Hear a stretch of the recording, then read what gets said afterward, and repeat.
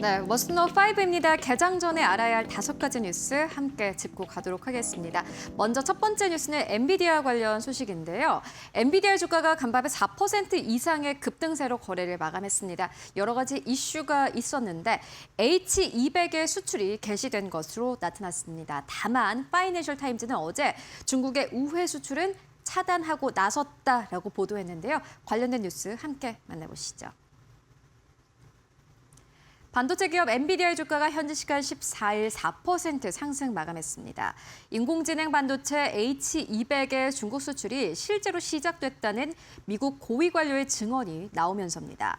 제프리 캐슬러 미국 상무부 산업안보차관은 이날 하원 외교위원회 증언에서 현재까지 중국과 홍콩에 출하된 H 물량에 대해 매우 적다라고 밝혀 H200 출하 사실을 처음 확인했습니다. 캐슬러 차관은 증언 후반부에 이 물량을 미미한 수준이라고 표현했습니다. 그는 상무부가 H200 신청 현황과 처리 상태를 담은 비공개 목록을 의회에 제출했다고 밝혔지만 구체적인 내용은 공개하지 않았습니다. H200은 미국 정부의 대중국 첨단 반도체 수출 규제 핵심 품목으로 꼽혀왔습니다. 엔비디아는 최근 싱가포르와 말레이시아, 일본 등에서 고객사 실사를 대폭 강화하는 화이트리스트 제도를 도입해 AI 반도체 중국 우회 수출 차단에도 나선 것으로 알려졌습니다. 네, 엔비디아가 H200의 수출을 개시했다라는 보도였는데요. 이게 앞으로 엔비디아의 실적에는 어떠한 영향을 미칠지 함께 확인해 보시면 좋을 것 같습니다. 이어서 두 번째 뉴스 함께 만나보실까요? 이번에는 SK 하이닉스의 ADR 관련 뉴스입니다. 바클레이즈가 새로운 투자 의견을 제시를 했는데 SK 하이닉스의 ADR의 주가가 1년 새 2배 이상 뛸 수도 있다라고 설명했습니다. 이에 따라서 SK 하이닉스 주가가 두 자릿수의 급등률을 보였고요. SK 하이닉스의 주가가 오늘 한국 시장에서 상한가를 간다고 하더라도 ADR 주가에 못 미치는 수준까지 올라왔습니다. 자세하게 만나보시죠. 미국 투자은행 바클레이즈가 나스닥에 상장한 SK 하이닉스의 미국 주식이 향후 1년 안에 2배 가깝게 오를 수 있다라고 전망했습니다. 바클레이즈는 SK 하이닉스에 대한 투자 의견을 비중 확대, 오버웨이스로 제시하고 목표 주가를 $330로 설정했습니다. 이는 167달러 대비 2배 수준인데요. 바클레이즈는 AI 투자 확대에 따른 메모리 공급 부족이 이어지면서 HBM 가격 상승이 실적 개선을 이끌 것으로 내다봤습니다. 사이먼 콜스 바클레이즈 애널리스트는 HBM 가격 상승과 SK 하이닉스의 시장 지배력을 감안하면 2027년 매출이 시장 예상치를 크게 웃돌 것으로 전망했습니다. 또 AI 투자 확대에 따른 메모리 수요 슈퍼사이클이 이어지는 만큼 메모리 업황의 강세도 당분간 지속될 것으로 내다봤습니다. 아울러 2027년 말에는 현재 시가총액의 40%를 웃도는 현금을 보유하게 될 것으로 예상된다며 자사주 매입을 통한 추가적인 주주 환원 여력도 충분하다고 평가했습니다. 네, 실제로 SK 하이닉스의 ADR의 주가가 $300를 넘어설 수 있을지 기대해 보도록 하겠습니다. 이어서 세 번째 뉴스 함께 만나보시죠. 이번에는 새로운 뉴스인데요. 트럼프 행정부가 AI 기업들의 지분을 취득하는 것을 생각하고 있다라는 보도가 나왔습니다. 먼저 뉴욕타임즈가 단독 보도했고 이후에 CNBC가 관련된 보도를 내놓았는데요. 지금까지 트럼프 행정부는 많은 미국 기업들의 지분 취득에 나선 바 있습니다. 인텔도 그랬고요. 히토루 관련 기업들도 역시나 마찬가지로 지분을 취득한 상황입니다. 이게 가지는 의미가 무엇일까요? 자세하게 만나보시죠. 트럼프 행정부가 미국 인공지능 기업의 지분을 직접 확보하는 방안을 검토 중인 것으로 전해졌습니다. 뉴욕타임즈는 현 시간 13일 AI 산업 성장의 경제적 성과를 국민과 공유하는 방안의 하나로 이 AI 기업 지분 취득 논의가 백악관 내부에서 진행되고 있다고 보도했습니다.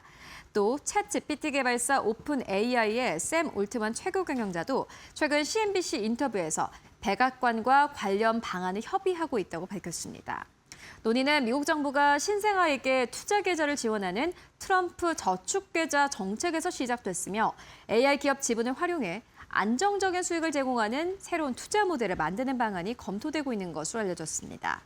오픈 AI와 엔트로픽은 정부가 자사 지분을 활용해 국부펀드와 유사한 투자 모델을 구축하고 경제적 불평등 완화와 사회 안전망 확충에 활용하는 방안을 제안한 것으로 전해졌습니다. 네, 결국에는 트럼프 저축 계좌에 따른 여러 가지 방안 중 하나로 현재 논의가 되고 있는 건데요. 관련된 사안은 계속해서 따라가 보셔야겠습니다. 이어서 네 번째 뉴스 함께 만나보시죠. 네, 이번에는 중국의 딥시크 관련 뉴스입니다. 중국도 역시나 마찬가지로 AI 모델을 만드는 데 진심입니다. 중국의 딥시크가 이르면 이번 해 안에 본토 IPO를 신청할 것으로 보인다라고 블룸버그가 단독 보도했는데요. 관련된 뉴스 자세하게 만나보시죠. 중국의 인공지능 기업 딥시크가 기업 공개 IPO 절차에 착수해 이르면 올해 안에 중국의 본토 증시 상장 신청서를 제출할 것으로 알려졌습니다.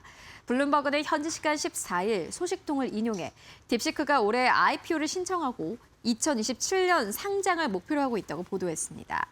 딥시크는 상장에 앞서 비상장 시장에서 추가 자금 조달도 추진하고 있으며 투자 전 기업 가치를 최소 4,800위안, 우리 돈으로 약 105조 원으로 평가받는 것을 목표로 하고 있습니다.